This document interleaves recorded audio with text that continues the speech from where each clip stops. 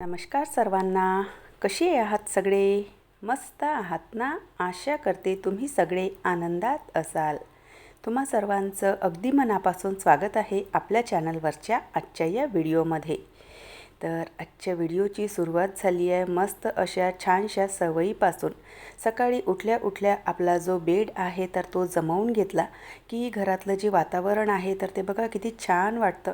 म्हणजे बेडरूममध्ये ना जर बेड व्यवस्थित असेल तर बघा तुमचं जे घर आहे ना तर ते तसंही व्यवस्थित दिसतं. तर आज ना इथली बेडशीटसुद्धा मी बदलून घेतली आणि त्यानंतर मुलांच्या अंघोळी झालेल्या होत्या आणि सगळे जे टॉवेल आहेत तर ते बेडवर पडलेले होते. ॲक्च्युली टॉवेल त्यांनी सुकवलेले होते, पण मागे बाल्कनीमध्ये मला पाणी टाकायचं होतं, त्यामुळे सगळे ते जे टॉवेल आहेत तर ते मी इथे बेडवर आणून ठेवलेले होते. तर तेच टॉवेल घडी घालून ठेवून देते, कारण बघा बेडवर जर नुसता अस्तव्यस्त पसारा पडलेला असेल ना तर आपला मूडसुद्धा एकदम असा ना म्हणजे डिस्टर्ब राहतो आणि घरातलं जे वातावरण आहे तर ते सुद्धा बघा म्हणजे असं ना प्रसन्न वाटत नाही. आणि त्याच ठिकाणी जर बेड व्यवस्थित असतील तर बघा घरातलं वातावरणसुद्धा छान वाटतं आणि आपला मूडसुद्धा फ्रेश राहतो. तर बघा ज्या स्त्रिया आहेत तर त्यांच्या मागे ना कितीतरी असे दिवसभरामध्ये काय काय कामं असतात आणि कितीतरी कामांचं ओझं त्यांच्यावर असतं. तर ते सगळे कामं जे आहे तर ते आपल्यालाच हँडल करावे लागतात. तर आज मलासुद्धा ना जे गहू आहेत वर्षभराचे जे धान्य आपण साठवून ठेवतो तर ते गहू मला भरायचे होते.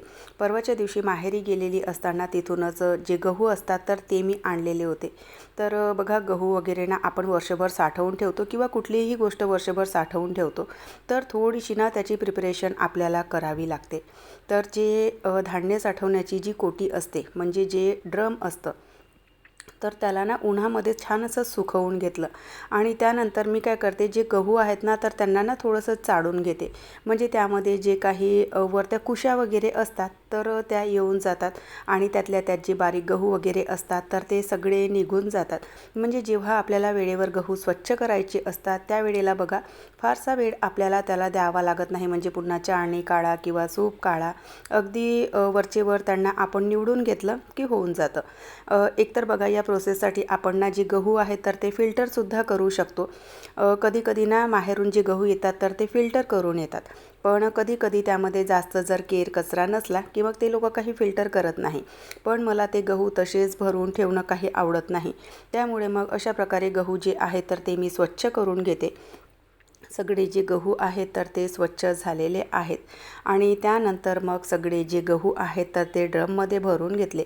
वर्षभर साठवणुकीचं जे धान्य असतं तर त्याला बघा थोडंसं ना आपल्याला हिशोबानेच ठेवावं लागतं.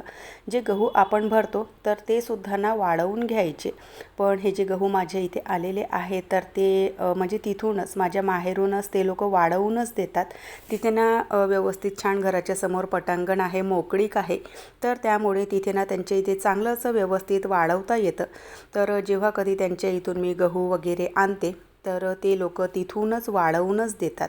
आणि बघा गहू साठवून ठेवताना त्यामध्ये ना थोड्याशा लवंग आणि थोडासा जो तेजपान असतो, तमालपत्रसुद्धा म्हणतात त्याला, तर ते त्यामध्ये टाकायचं.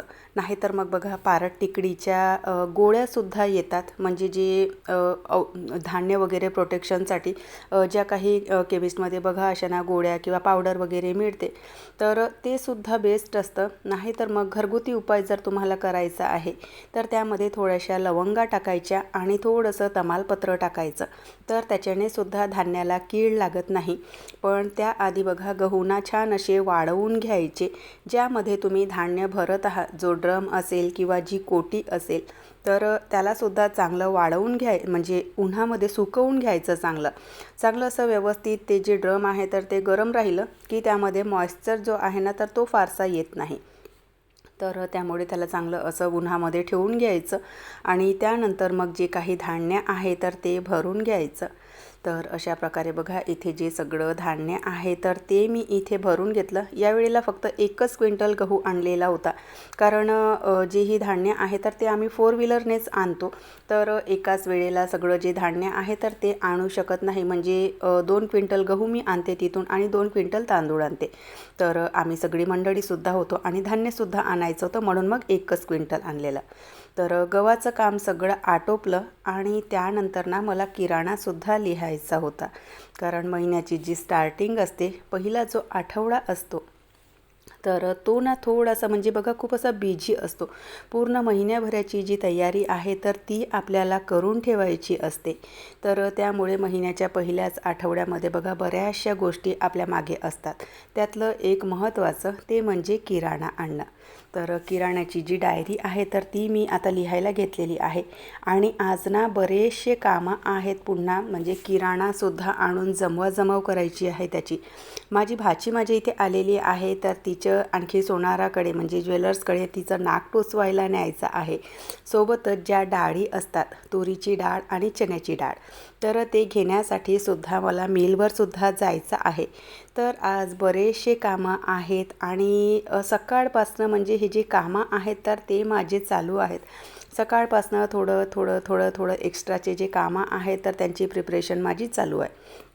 तर किराणा लिहिला, किराण्याची डायरी किराण्याच्या इथे म्हणजे दुकानामध्ये दिली आणि ते सुद्धा बोलले की आज पॅक होणार नाही, कारण त्यांचं थोडंसं बिझी रुटीन होतं त्यामुळे. सोबतच सोनारदादांकडे गेली माझ्या भाचीला घेऊन. तर तिला ना मशीनने नाक टोचवायची होती. आधी तिची जी नाक आहे तर ती टोचवली होती, पण ती नंतर जे काही आपण नोजपीर वगैरे घालतो तर ते तिचं तुटलं आणि ती जी नाक आहे तर ती पुन्हा आणखी पॅक झालेली. तर हिला मशीनने टोचवायची होती. सोनारदादाकडे काही ती सुविधा अवेलेबल होती नाही, तर त्यामुळे आता दुसऱ्या दिवशी जावं लागणार. म्हणजे माझे 2 जे कामं आहेत तर त्यांचं जे प्लॅनिंग आहे तर ते फ्लॉप झालेलं.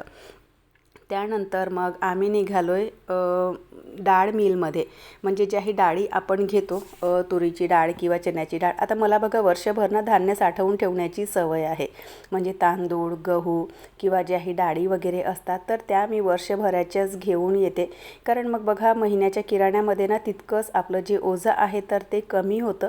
आणि दुसरी गोष्ट, अचानक मधामध्ये काही संपलं तर मग आपल्यालाच सगळ्या गोष्टी हँडल कराव्या लागतात. त्यामुळे मग या ज्या सगळ्या गोष्टी आहेत तर त्या मी वर्षभरासाठीच्याच भरून ठेवते, म्हणजे या गोष्टींची तेवढी टेन्शन मग आपल्या मागे राहत नाही. तर इथे आलेलो आम्ही डाळ मिलला आणि किराणा दुकानातून बघा आपण जेव्हा डाळी आणतो तर किती महागड्या याच्यामध्ये ते डाळी देतात आपल्याला. म्हणजे आता 2 वेळाना मी किराणा दुकानातूनच डाळी मागवल्या, कारण माझ्या इथली तुळीची जी डाळ आहे तर ती संपली होती. तर तिथून ती 140 रुपये किलो मी आणलेली आणि त्याच डाळी इथे डाळ मिलमध्ये इतक्या स्वस्त आहेत, म्हणजे ना 80 रुपयापासनं 80 रुपये 78 रुपये या किलोपासून इथे डाळी अवेलेबल आहेत आणि वेगवेगळ्या प्रकारच्या क्वालिटी आहेत. तुम्हाला काय हवं आहे काय नाही, तर म्हणजे खूप स्वस्त याच्यामध्ये इथे ज्या डाळी आहेत तर त्या आपल्याला अवेलेबल होतात. आणि दुकानवाले काय करतात की त्यात ज्या डाळी आहेत तर त्या आपल्याला किती महागामध्ये देतात. तर म्हणून मग म्हटलं की इथूनच घेऊन घ्यायचं, म्हणून मागच्या वर्षीसुद्धा मी इथूनच घेतले होते. तर इथेच बघा डाळी वगैरे घ्यायसाठी मी आलेली. तर तुरीची जी डाळ असते ती आणि चण्याची जी डाळ असते तर ती असे 30-30 किलोचे जे कट्टे असतात तर ते मी घेतलेले. आणि यांच्या इथे काय होते, जे शेतकरी असतात तर त्यांच्याजवळून हे तुरी आणि जे चणे आहेत तर ते घेतात. यांची स्वतःची मिल आहे आणि त्यामध्ये हे सगळं जे आहे तर ते बनवतात. तर सगळ्या ज्या डाळी वगैरे आहेत तर त्या आम्ही घेऊन आलेलो. येता येता मुलांना ना जे गोलगप्पे असतात तर ते खायचे होते. आता सोबत फक्त आरू म्हणजे माझ्या भावाची मुलगी तीच आलेली होती. किट्टू डान्स क्लासला गेलेली होती आणि सानू घरी होती. तर सगळी मंडळी म्हणाली की तिथे खाण्यापेक्षा घरीच तुम्ही पार्सल घेऊन या म्हणून. तर मुलांचं बघा कुठे बाहेर गेलं की त्यांना फारसा असा काही नाश्ता वगैरे आवडत नाही, पण जे गोलगप्पे आहेत तर ते म्हणजे आवडीने खातात ते लोक. तर त्यांच्यासाठी ते जे गोलगप्पे आहेत तर ते आम्ही घेऊन आलेलो. तर इथे जी गोलगप्प्याची तयारी आहे तर ती आमची चालू आहे, म्हणजे 2 पॅकेट आणलेले आणि जे गोलगप्पे आहे तर त्याची तयारी सानू करत होती. आणि तोपर्यंत ती म्हणाली की तुम्ही बाहेर बसून भेल खा, डिस्टर्ब करू नका मला. तर आम्ही इथे आमचा जो भेल आहे तर तो खायला घेतला. मुलांना भेल काही आवडत नाही, त्यामुळे मग त्यांनी फक्त जे गोलगप्पे आहेत तर तेच खायला घेतले इथे. तर चला मस्त छान भेल आणि गोलगप्पे एन्जॉय करत आजचा जो व्हिडिओ आहे तर तो मी इथेच संपवते. आशा करते तुम्हाला आवडला असेल व्हिडिओ. कुठे जरी आवडला असेल तर नेहमीप्रमाणे लाईक करा. चॅनलवर पहिल्यांदा आले असाल तर सबस्क्राईब करा बेल आयकॉनसुद्धा क्लिक करा, जेणेकरून माझ्या येणाऱ्या व्हिडिओचं नोटिफिकेशन तुम्हाला असंच मिळत राहील. व्हिडिओ कसे वाटतात ते सुद्धा न चुकता कमेंट करून सांगत चला. आपण भेटूयात नंतरच्या व्हिडिओसोबत. तोपर्यंत सगळ्यांना बाय, सगळ्यांना धन्यवाद. हर हर महादेव.